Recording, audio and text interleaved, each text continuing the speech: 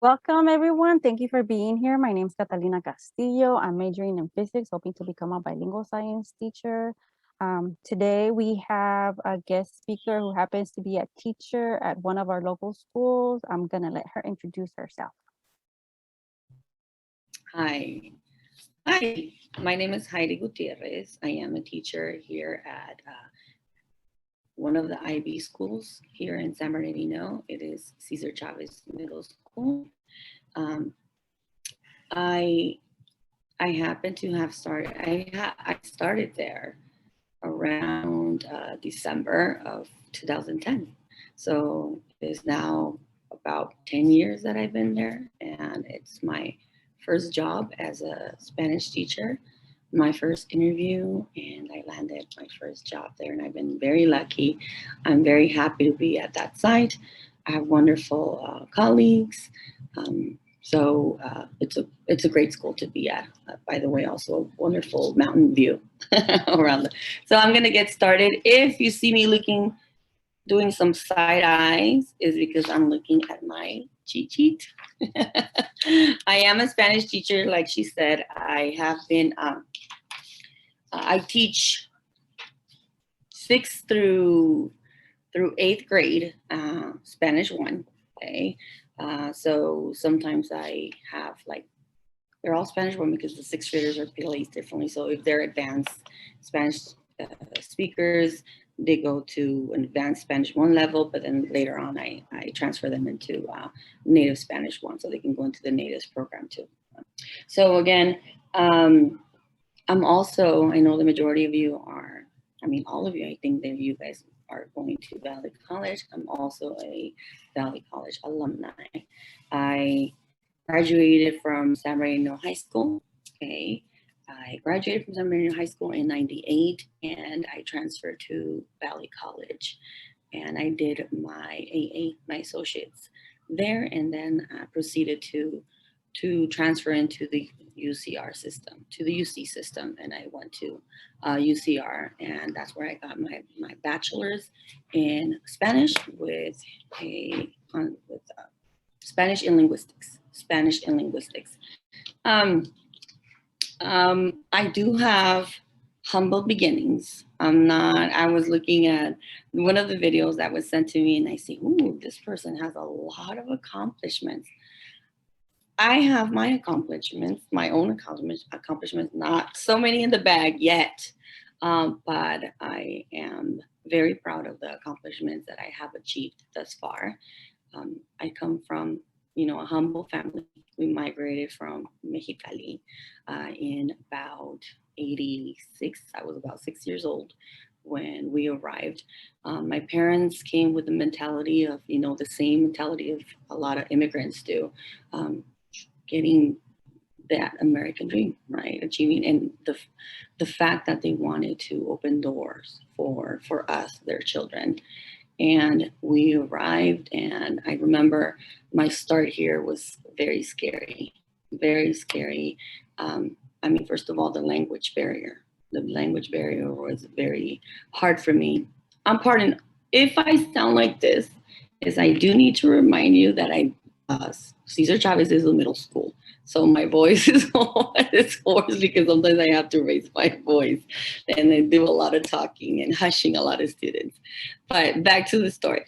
So again, we arrived in 86.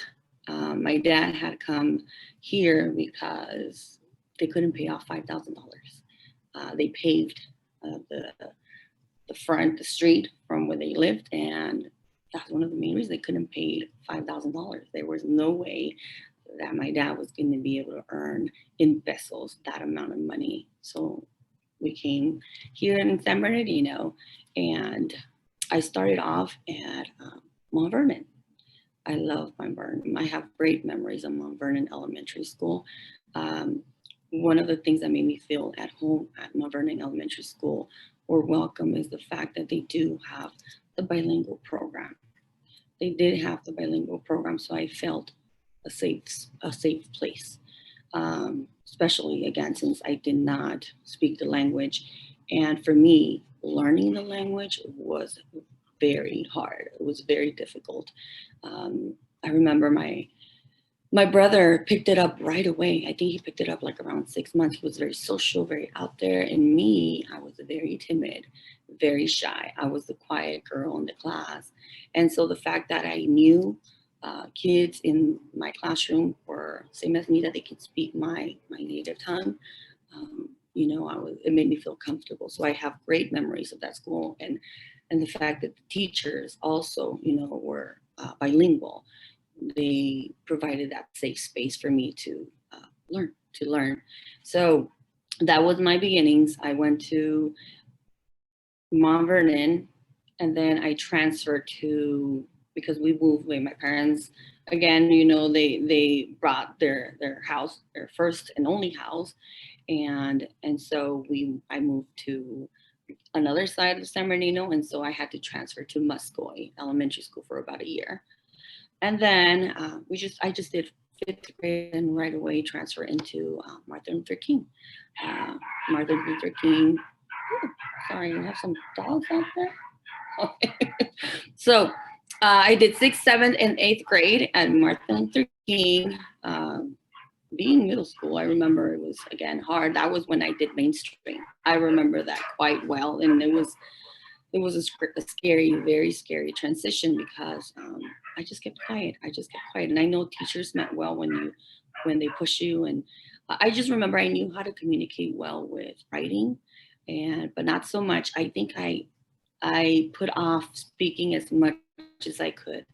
And to be honest, I think I put off speaking as much as I could all throughout like even high school and college, until I became comfortable. I think I became comfortable speaking in English right when I became a substitute teacher, and I had to speak to my students fluently to give them instructions.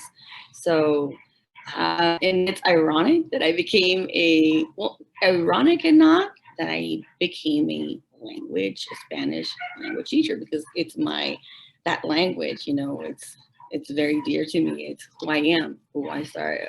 I mean, it embodies my culture and who I am in my beginning. So teaching language and my culture is what I'm here to do for my students. Let's see over here. Like I was saying, I was lucky that my parents are hardworking people. They did open doors for me, and I think I'm here because they came exactly to do what their goals was to work hard and provide those opportunities for us. They opened a restaurant. They opened a restaurant on Baseline. Later on, if you're like, oh, a restaurant, oh, I'm curious, because I always say that to my students, and they become curious right away. They're like, oh, what's the name of the restaurant? And they want to end up and Google it. In the classroom, I let them, it's this called Cachanilla. It's no longer theirs, but they worked hard for 30 years. And so I had to start work early. I had to start, it was a family-owned restaurant. So I think they were able to be successful because they didn't have a lot of employees. Their employees were us, their children, and we were just together. So I remember my dad picking me up from Martin Luther King right after school and taking me to the restaurant. And so I helped my parents there, and you know, I did my homework there, and until it was 9 o'clock. So I started working from the tender age of 12, helping them out because, you know, it was safer to be at the restaurant with parents, with supervision, than actually just leaving me home as a 12-year-old. So I had to go and work and help them out. And so I think that created a type of work ethic in me. I learned a lot from them, their dedication in working and dedication in giving service, because that's what a restaurant is about. It's about giving a service to people, right? So I worked there till I was about 21 years old, when I looked into getting into education, and I think a friend of mine was the one that started working at a school, and I thought, wait, if she can get into the school, I mean, I think that's, I'm just gonna go ahead, and she kind of gave me some directions, and I just went for it as well. Um, so I decided at the age of 21, I wasn't going to be at the restaurant. My dad wanted me to be, the next restaurant owner and take over, and the usual, hey, my kids are going to take over. And when I worked there for that amount of years and the amount of hours to a day, and it was such, it was hard. You would think, being owners of a restaurant would be easy, but to make it out, you kind of have to um, put in a lot of work. They didn't have, like I said, they didn't have a lot of employees. They had like one, and the rest was family. And so I knew I did not want to be chained down to a restaurant. I saw, I experienced, I saw that my parents were, always out and about. They couldn't close the restaurant because, they had customers that relied on them to be there, especially other migrant people that came from Mexico or from other countries, and they didn't have the wife at home that cooked, and they wanted that home cooked meal, and they went to my parents' restaurant. So when they closed, they would say, "Hey, you didn't open yesterday. Where were you at?" So it took them a long time to start closing the restaurant for like their own vacation time. I think it was years until they decided, we're done with working every day, 12 hours a day was what they put into the restaurant. And my dad even more than that, because there was prep time too. So again, I learned a lot from them, from my parents. And I knew that when my parents wanted me to basically, be a restaurant owner, I knew I didn't want to do that. And they would tell me like, oh, if you don't, they would also kind of use the restaurant as a way to motivate me to study. Because I know, I mean, they wanted us to help them, and they know the restaurant provided a very good lifestyle. They did very well with the restaurant. But again, it was too much. It was too much. So they would say to us, well, if you don't want to work here, you need to study, because otherwise, if you're not doing so good in school, you're going to have to end up here and taking over. And I know I did not want to do that. I knew that was not for me. And so that's when I decided it's time for me to leave. They were happy for me. They were happy for me too. Again, 21, I gave them from 12 to 21. That was a long time. So at 21, I started working at Emerton Elementary School. I don't know if you know where that is, but it's by Del Rosa. Okay, it's by Del Rosa. And I worked there 4 years. 4 years. And, I started off with three hours a day, 15 hours a week. I was a student. I was going to Valley. I was working. Because of work and going to school, I did miss out a lot from school that I wish I would have gotten more involved with, like extracurricular activities at school, but then I was too busy with work and homework. So it was really hard for me to find that balance. So I decided just to focus on school and work. And so one of the things I loved about working in education is how flexible they are. They're so flexible. I mean, I thought I was going to have to, when they changed my schedule, or every semester when you have to change your schedule, and they only offer a few classes like in the morning, and you can't, or in the afternoon.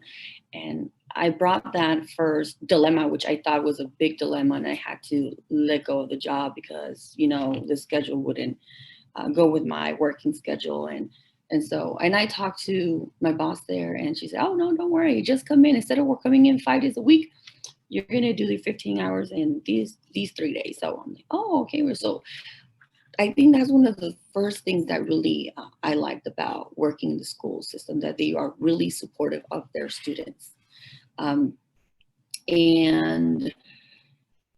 And I just changed every semester. I would switch around my schedule, my work schedule, and they were very supportive. I did different jobs at elementary school. I did the language tutor part. Again, it's taking me to that foreign language. I did Spanish. I was a language tutor 3. It was called the title, and it's Spanish. So in that position, you basically help students, immigrant students that were just arriving to the States, and helping them in their native tongue. Kind of like my beginnings. I remember I had a language tutor. So and he was a great language tutor. Mr. Boyd. I remember Mr. Boyd in Mount Vernon Elementary School. And so I felt, hey, I remember this teacher being there for me and pulling me out of the class and speaking to me in my language. And I was happy to be there and provide that safety place, or, just the language, of the fact that I can speak to them in Spanish, and then reteach what the teacher was trying to teach them at the moment in the language in Spanish, and that's it. Even at the beginning, if they didn't speak when they're starting off in kindergarten, because I did rotations. I did that job. I was a language tutor from kindergarten up to 5th grade, which was what they have. So I did rotating, and I was track D. I remember they had different language tutors for different tracks.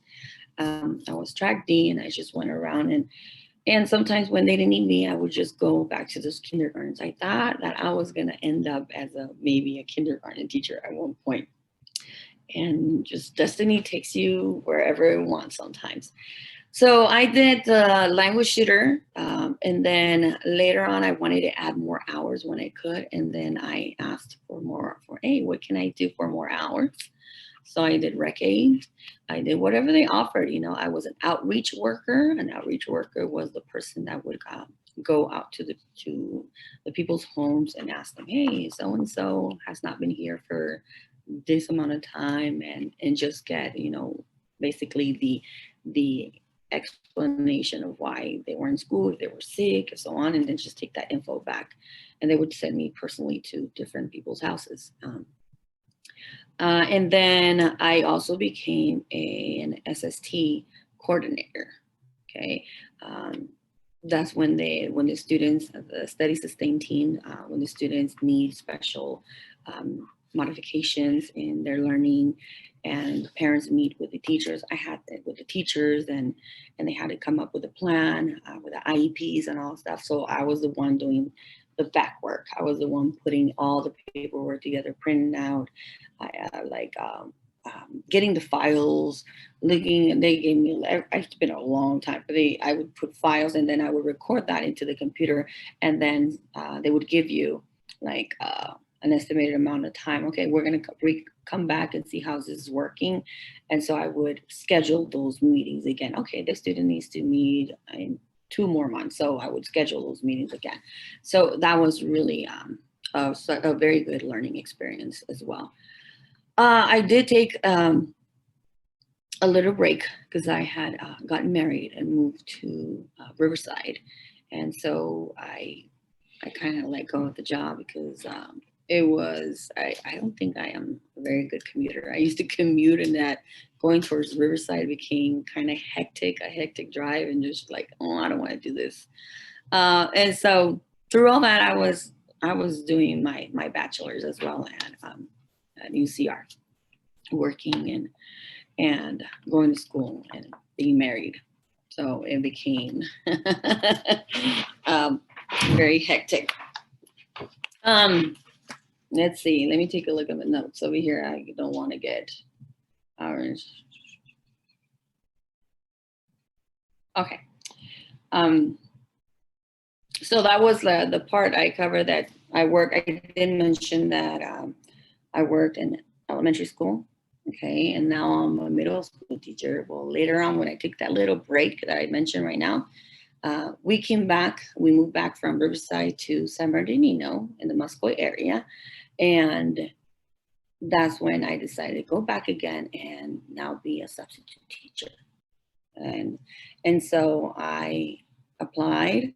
I had to take my my C best, and so that I can start doing substitute teaching. I think this is a point I want to make, because I think that sometimes when you're an immigrant or when you're a language learner, labeled a language learner, you start to develop like little, how do I say, like little barriers. Like, can I do this? And can I do this? Can I not do this? So one of the things that kind of put a halt on getting onto where my path was heading is the C set, the C, not the C set, the C best.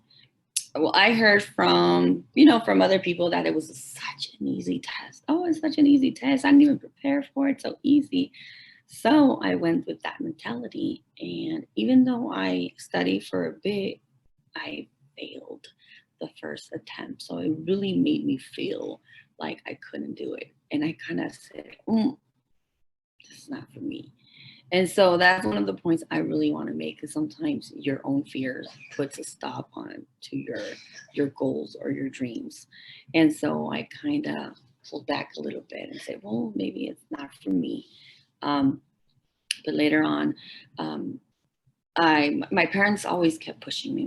My parents always kept pushing me and saying that I was going to be the one that it was going to basically set the example for my little sibling at that time, my little sister. And so I tried again. I tried again, the second attempt. I did do it. I did fail one component, I think. I don't know which one it was.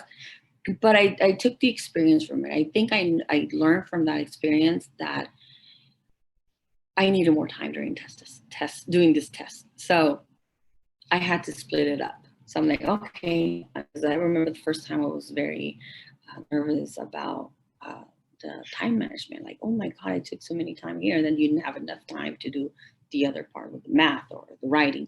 And so I just decided to split it up. And that's how I went about it. And that's how I passed it. So even though I had to pay for it 3 times, I knew like I did not want to feel that like anxious or nervous about it, and how I wanted to have extra time to really thoroughly think about what I was going to answer, what I was reading, or whatever. Okay, the writing portion as well. So, and I took that experience along with me later on when I had to do the CSET. I did the same thing. I split it up.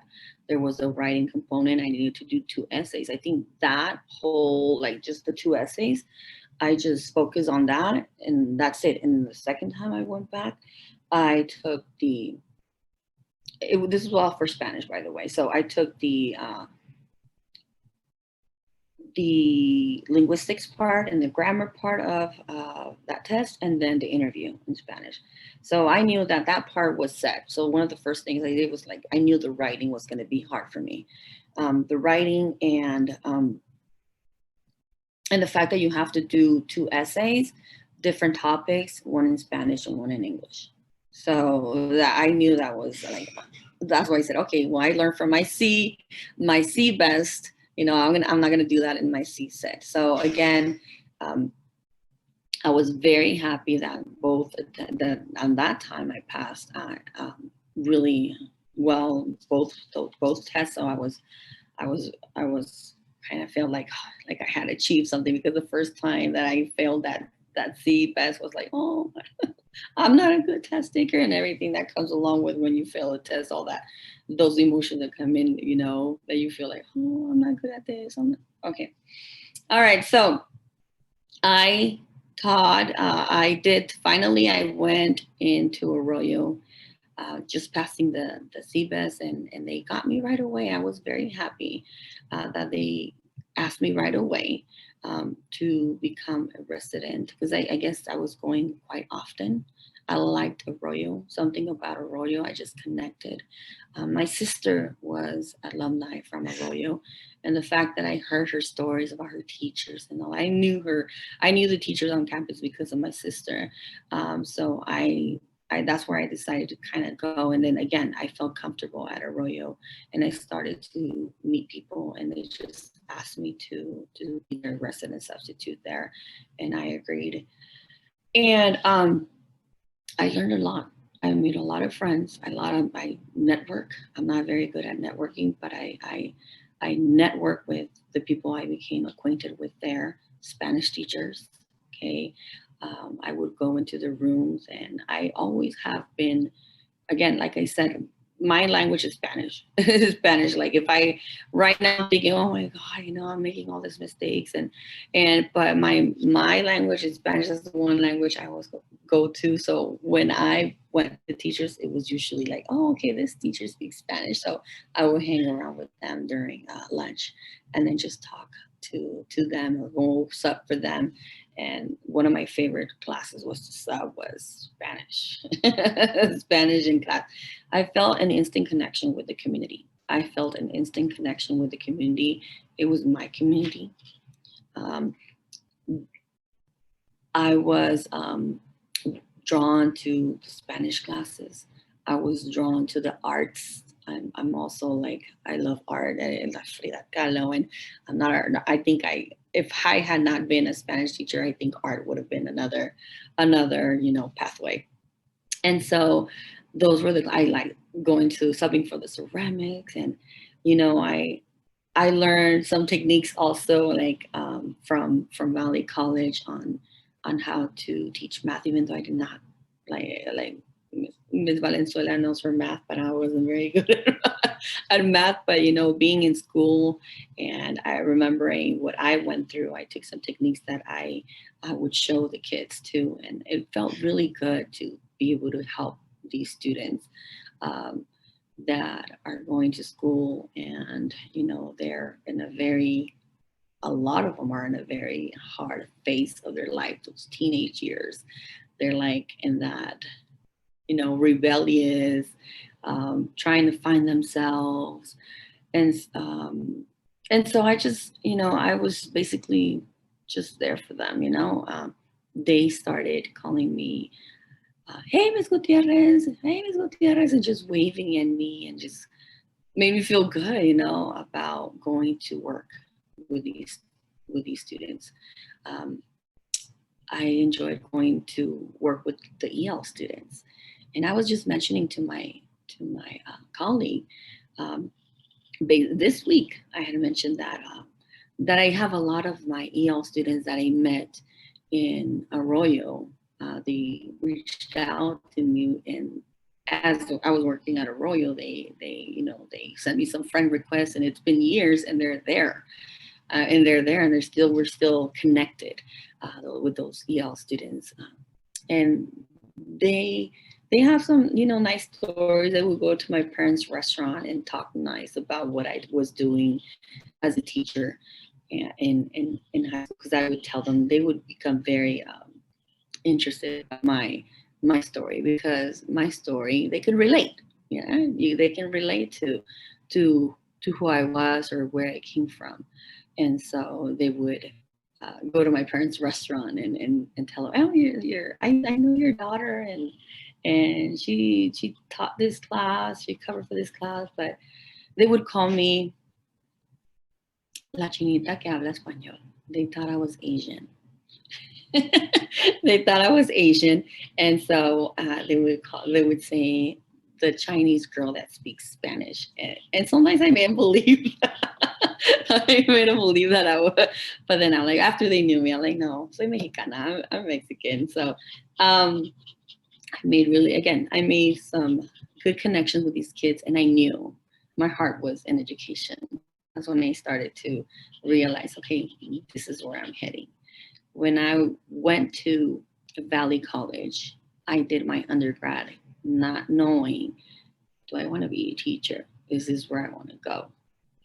My mom says otherwise. She says I used to play La Escuelita, school. Like I used to act like I was a teacher. But going, sorry, I lost my train of thought. Where was I? What was the last thing I said? You were at Valley not thinking of becoming a teacher. Oh, okay. Thank you. Thank you so much. Happens. So Again, I was at Valley and not knowing what I wanted to be. I just did, okay, well, I don't know what to do at Valley. I'm just going to go for my undergrad. I have no idea. And so the time came when I needed to transfer. And I was thinking, okay, what do I do now? What do I do now? Being a teacher was literally my plan B. If I did not know what career I wanted, being a teacher was my plan B. It wasn't, at least it was in my plan, but it wasn't what I wanted until I started substituting, until I started having these connections with the students and interacting with the students at Arroyo. And so that's my 4 years of experience that I've had with working with high school students. And and then I told you about the 4 years as a language tutor at Emberton. And so the time came when I needed to move on. To move on again, I felt the pressure. I felt like it was time for me to, okay, this is what I wanted now. And also, I had finished my bachelor's, but I was like, again, fear did not let me go on. And so I was hanging around. I was happy, to be honest, being just a substitute teacher. I always say if substitute teachers had um, like insurance, health insurance, I think I would have stayed as a substitute teacher because I really enjoyed it. So, but again, parents, husband, everybody, like, hey, when are you gonna finish? You already graduated. You have your bachelor. So when are you going to start? Getting into education. So I got the push. I'm like, oh, okay, all right. And so that's when I decided to go back into um, the credential program. I did my credential program here at a satellite school at Azusa Pacific. It's uh, it's a like it's in the buildings near like where the hospitality around that area and hospitality near Costco, but also like near like um, Olive Garden and those like buildings right there. And so finally I was getting into the credential program and it was scary again. It was scary again having, and then I had a really tough director. I had to do my TPAs, and so I had a really tough director, and I think again that kind of challenged me. I don't like challenges. I took it very slow in school. Even in school, I say, hey, I went turtle pace, but I made it. I made it. I never wanted to feel stressed. I don't think I ever took, but one time, um, I took like summer classes because I wanted to feel like I got a vacation. I wasn't in a rush. Thankfully, I said my husband, my family was very supportive, so I didn't have to. And then I got married, and my husband was very supportive as well. So I wasn't in a rush. And so it took me like 3 years to get my AA, and then another 3 years to get my actual BA. So I took my sweet time, and then my credentials should have been a 1 year program, and it took me it took me 2 years because again I needed that. I felt stressed. I was pregnant at the time, and I'm like, let me put this on hold again. So I did 1 or 2 quarters, and then I stopped, and then I went back. And one of the things I tell people now when they're in school is like, don't stop, because regardless of you doing or going to school, or the time's going to pass by, so you might as well be doing something and getting to where you need to be, but do something, even if you're going turtle pace like I did, but don't stop. Okay, as a part-time student, or just keep going.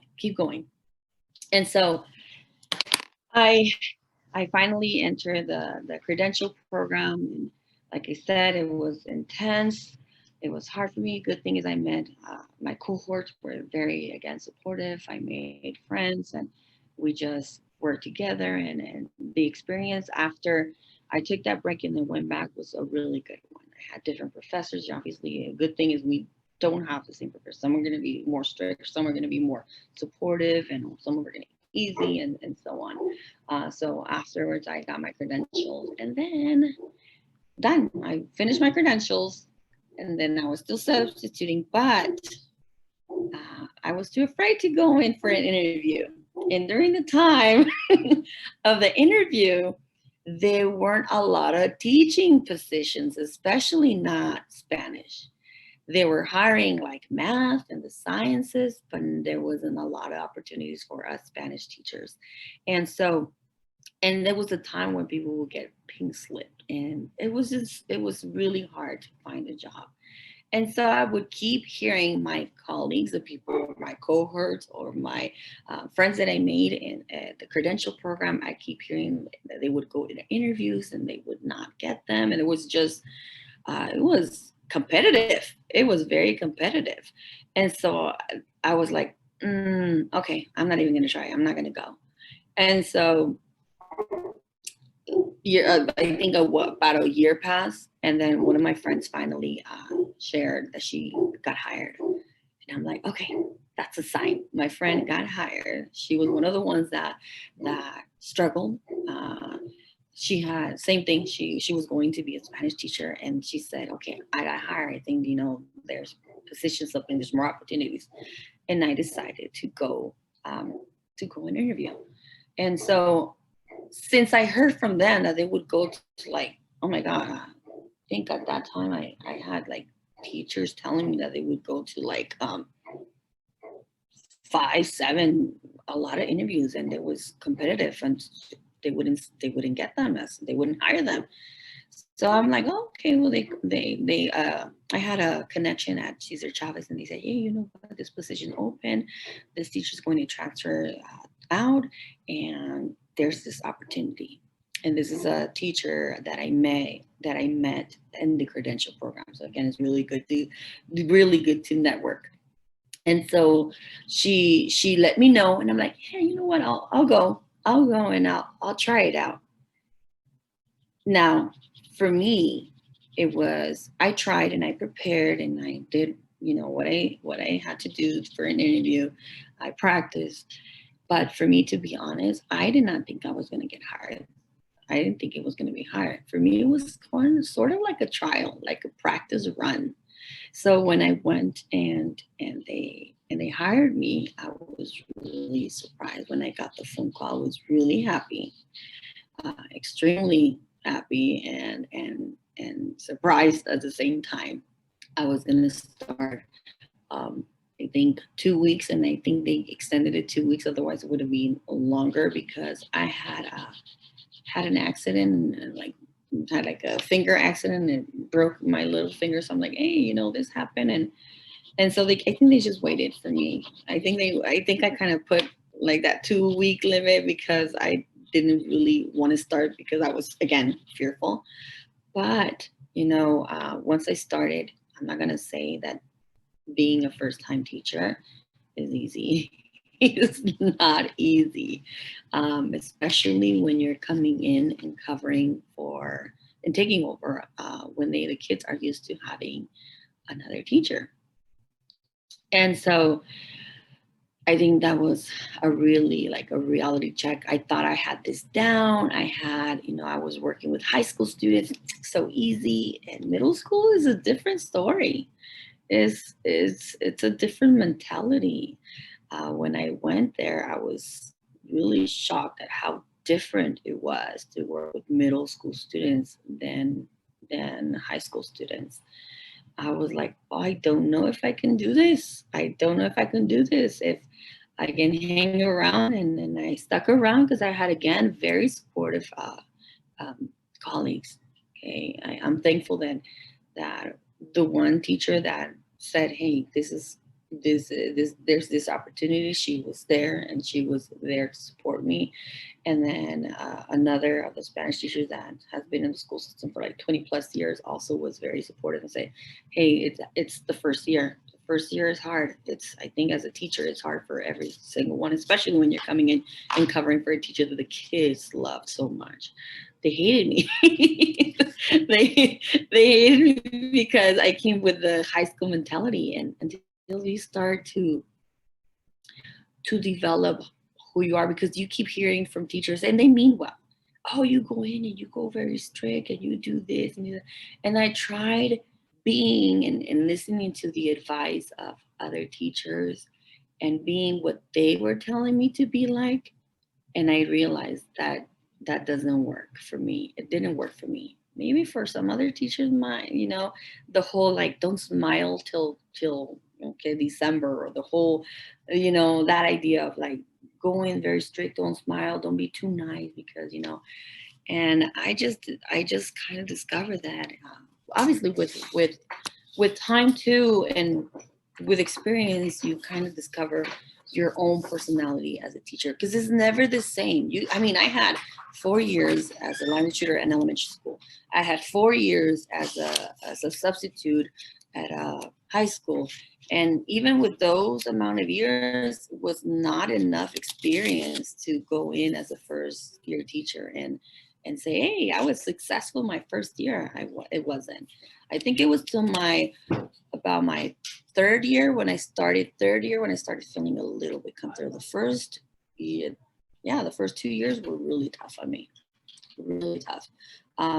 It was something that what did I do? Am I in the right spot? And now I don't see myself anywhere else. I don't see myself anywhere else. Just thinking, I don't want to leave the school where I'm at. And before I was like, oh, I don't want to go back because, I was terrified. I wasn't connecting with the kids. They weren't allowing me because they loved their teacher, because they loved the teacher that had left.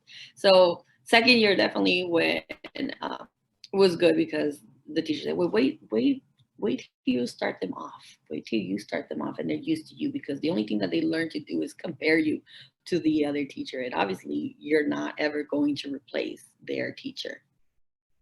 And so, yeah, I listened. I had very good colleagues that were supportive, and we remember when we're in lunch, we're like talking about how it was when I started out, and I tell them a lot. I tell one of them that I tell them that they were supportive. If it weren't for them, I probably would have not been there. So I'm thankful for the people that you network, the people that you meet at schools, your department. I'm grateful for the little achievements. For me, they're big achievements. I did not mention that in my family, I was the first one to graduate from high school. Okay, I was the first one to graduate from college and get my bachelor's, and the first teacher in generations to have made it. So that's to me, it's a huge accomplishment. And then I paved the way for, there's now another cousin that became a teacher, and my sister that's a counselor. So I did help. My mom used to say, tú eres la que le vas a dar el ejemplo a tus hermanos. You're the one that's going to set the example for your sister, la tu hermana. And now she's a counselor. She's actually kicking more butt than I am at the school system. She's very involved. She's very involved in school. I think, she's single. She's single, and her school is, and her work is everything that she has. So she puts herself into it. And me, I put myself into it, but only enough to like come home, have enough energy to be with my own family, help them with homework, do laundry and all that stuff, And that's my story. Okay. I think I said I wasn't going to talk too much, and then I just went and talked and talked and talked.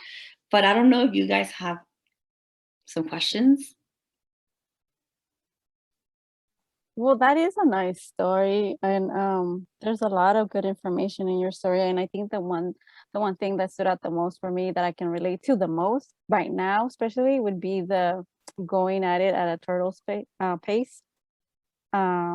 Because I think, like what you just mentioned, también, that we often think that our accomplishments are not as big as we want them to be, or we don't perceive them as big as they really are.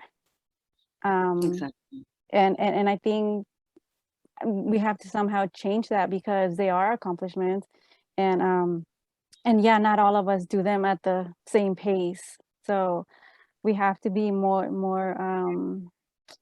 conscious about how we view ourselves as we go through this journey, because we don't know what it's going to be like, and we don't know, our journey doesn't necessarily need to match anyone else's journey. So we need to think about that when it comes to ourselves, and not compare ourselves to others, because even though we're going in one direction, life might take us in another one, and that's what we're meant to be, for our accomplishments to be more impactful in our community. Definitely. Yeah. So I hear that maybe we should be inviting your sister next semester. Yeah, definitely. I'm sure she's down. I'll let her know. I'll let her know, and yeah, she has a story. So She has. for our members present, if you guys have any questions, feel free to unmute yourself, and or write questions in the chat. We have a few minutes available if you have additional questions. But I'm pretty sure. Sorry about my train of thought, because I was like, and I'm looking over my notes and I would lose track. So if you guys are shy, I'm pretty sure we can connect you with Ms. Gutierrez if you have any additional questions for her. We do have her contact information. Let me see, what can I ask you? Since you've been a teacher for quite a while now, what do you say was your biggest challenge during the COVID situation? Oh, okay. Well, thankfully, I think as a challenge was having the student participation. I mean, teaching a language via internet is not an easy task, because kids, I mean, they really want to speak in the language in the classroom. And now that they're home and behind the screen, it became a really tough challenge for students to continue acquiring the language. So I was doing mainly the speaking. They would write, but it was really hard to get the students to participate in. I mean, that's what it's really all about when you're trying to become bilingual and learn a second language. So that became a challenge on its own, like student participation, verbal participation.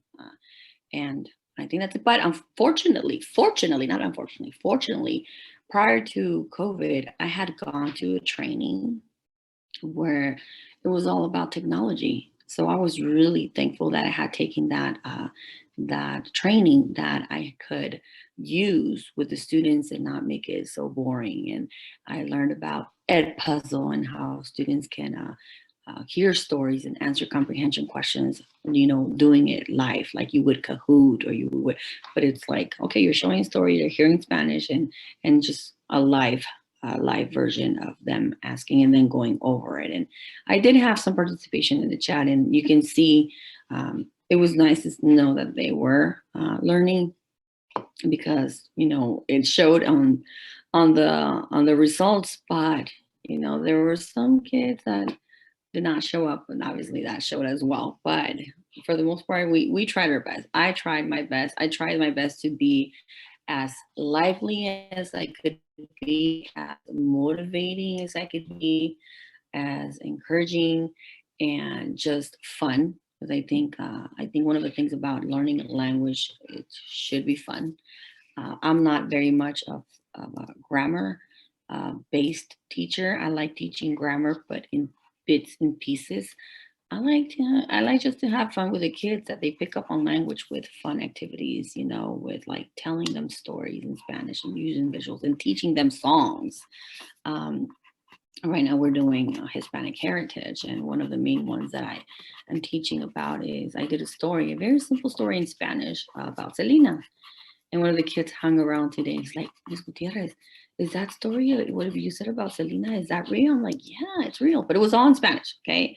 So the fact that he, stayed behind and asked some questions about Selena and became interested, you know, it's one of those like aha moments, like, yes, it's working, and teaching them. And right now I'm teaching them a song about Selena, El Chico del Apartamento Cinco. So when they include in their starter, because they were describing Selena today in their starter, and then they include part of the song and into their starter, I'm like, hey, they're picking up. A Selena le gusta el chico del apartamento 512. So I know.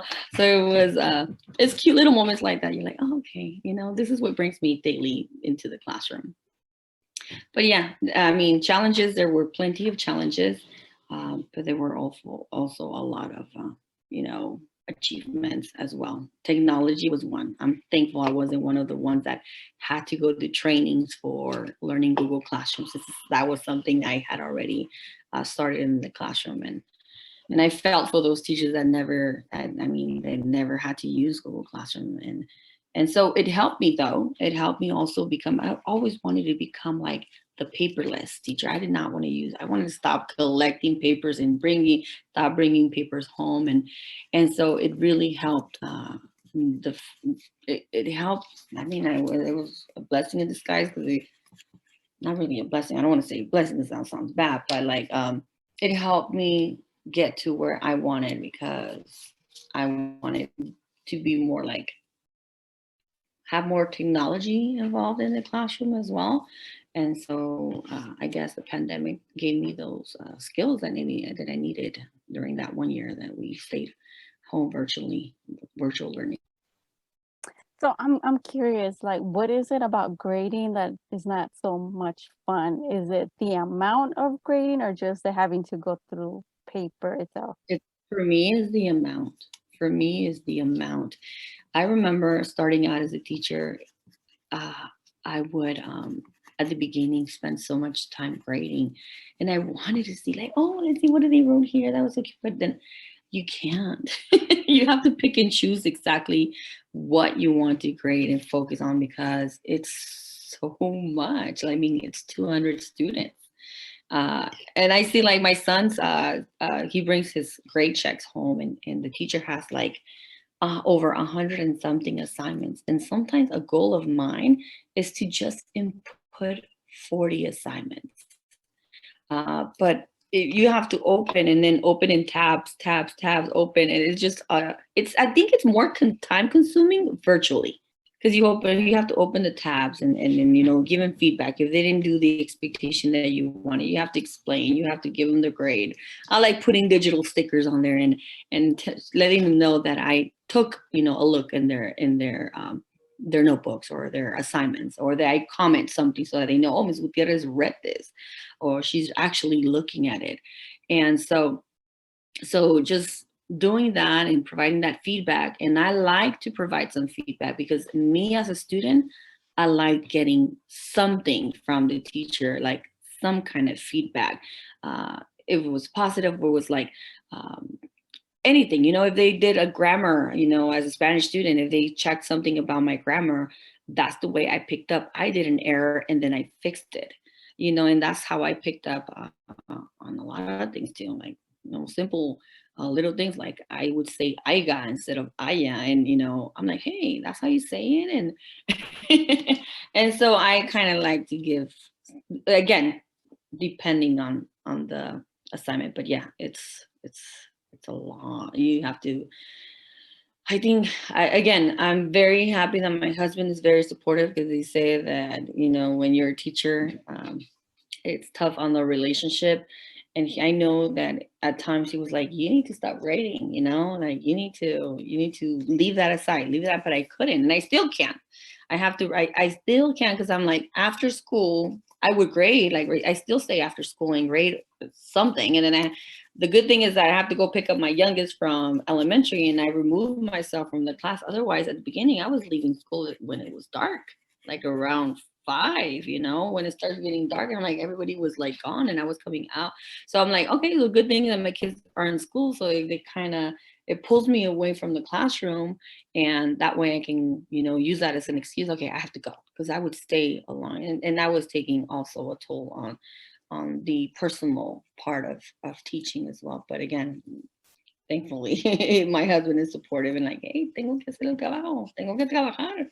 Querías que fuera maestra. You wanted me to be a teacher, didn't you? Because he also like pushed me to be a teacher and say, ¿cuándo vas a empezar? ¿Cuándo vas a empezar con tu carrera? When are you going to start your career? I'm like, hey, you wanted me to be a teacher, so it takes time. It takes a lot of time from family time as well. I allow it to. A lot of teachers tell me, don't do it, just don't do it. But I can't. I have to. I think I like reading more at home than at work, because at work is more like, okay, when I do have like downtime, I like to decompress, like, all right, breathe and just take it in. And that's what I do. And so I bring home a lot to the house. So don't do that. If you can avoid bringing work home, do it. I haven't figured it out yet. I've learned a lot more, but I still bring work home. Well, I'm glad that your family was very supportive and they allowed you to be able to do that. Any last words of wisdom for our viewers? No,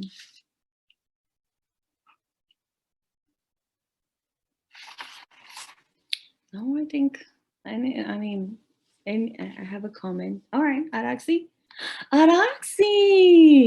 Yes. Hi. I was about to say that. ¿Cómo estás? I'm good. How about you? She was actually my my Spanish teacher when I went to Cesar Chavez. Mira, So, qué coincidencia. I know when I heard, I saw your name on the introduction, and then I saw the picture and I was like, oh my gosh, my old Spanish teacher. That's crazy. Ay, mira, qué gusto hablar contigo, Araxi. Mira, era de las buenas estudiantes. ¿Ves? Cuando vi a Araxi, dije, yo conozco a Araxi. Bueno, hija, ¿y qué? ¿Vas a ser maestra también? Yeah. Ah, bueno, my doors are open, ya sabes. I know. My doors are open.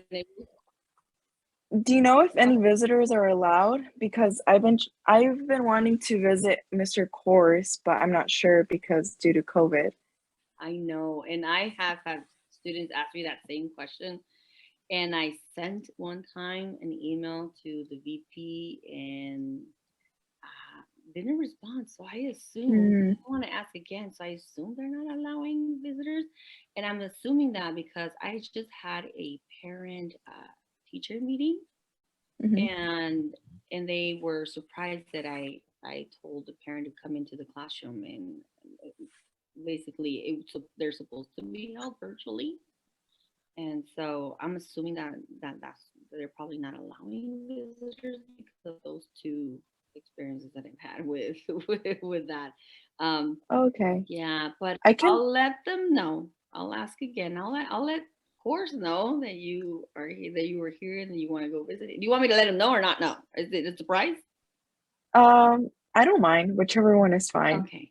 I've been trying to go back and visit old teachers and see how they're doing. And I'm glad you asked that question. And Catalina mentioned, Ms. Valenzuela mentioned that words of advice. If you're definitely going to become a teacher, one of the things I do recommend is not just observing one teacher. I actually had a student teacher and I gave her full reign. I'm like, there's a lot of awesome teachers on campus.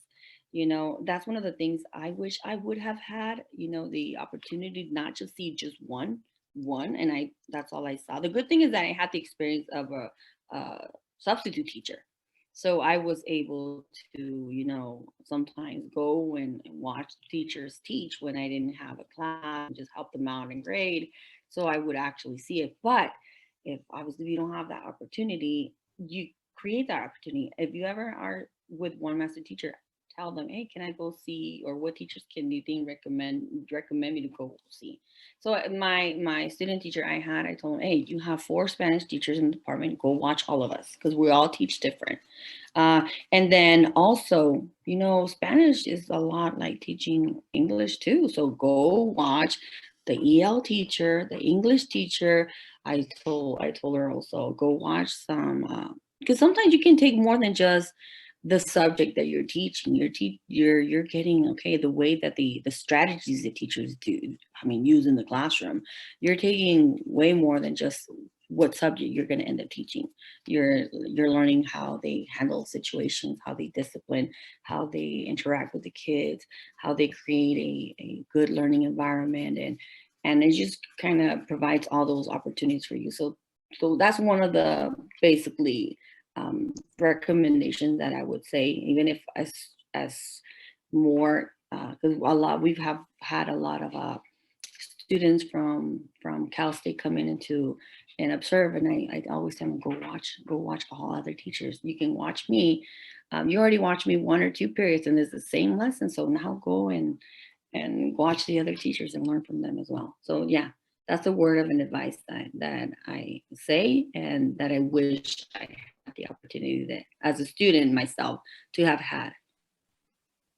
Yeah, that's what I'm also trying to do Mm-hmm. with middle school, because I'm not too sure, because I'm more lenient on elementary right now, but I don't know if I want to do middle I school or high wanted to school. be an elementary student as teacher myself until I started substituting in elementary, and I was like, this.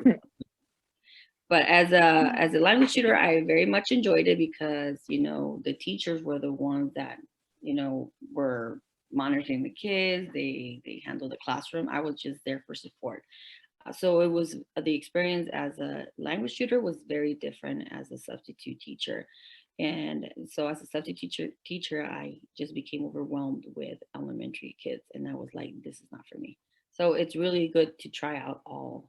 And don't say, oh, I'm not ever going to be a middle school teacher, because that was me. That was me. I was like, I do not want to teach middle school. And this is where I am. And I don't see myself nowhere else now. I don't see myself in high school, and definitely not elementary school. And I just don't want to leave from where I am. I'm really happy with that, in that spot I have. And that's it.